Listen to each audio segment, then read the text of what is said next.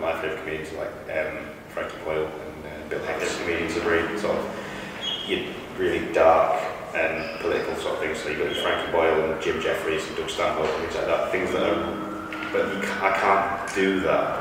And the reason I can't write material in that way is because I do it in small rooms in Newcastle, and you can't just go on and say horrendous things on stage like that. No matter how clever it is, it won't be received well when there's 6 people in a room of a pub. The reason that those gigs for those screens go well is because they have people going there for that reason, to get that material. So you have to be a bit more, when you're writing for things, the stand-up that I do, you have to write it a bit more broad. You have to work in, you have to put in a joke about vegans. They'll tell you that they're a vegan. You have to put stuff like that in. You have to put ginger people. Oh, I get sunburnt.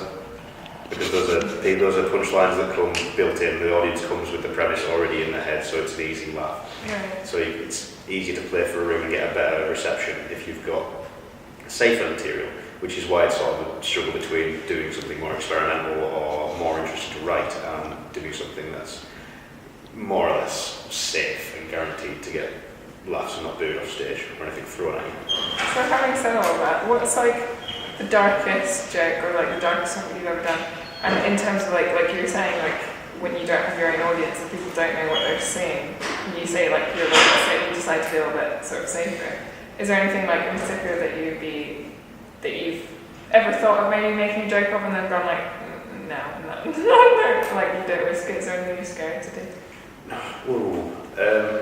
I've got a joke currently in a set that's I call it a terrorism set. It's not a terrorism set at all.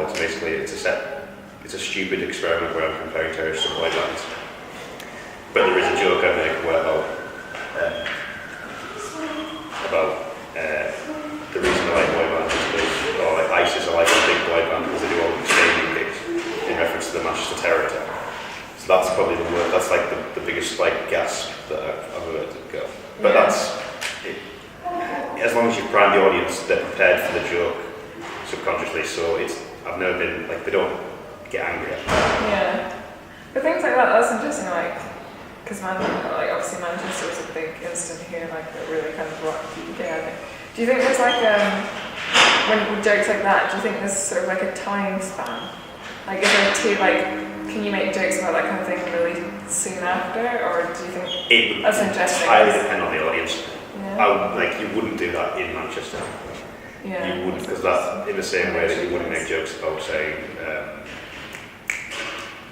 Hillsborough in Liverpool. You wouldn't do it because it's just impolite.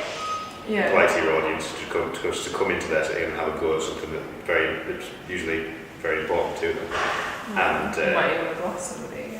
Yeah. So you wouldn't do the best performance ever. Let's go happy first for you. We'll do optimism first, and that's was at the stand.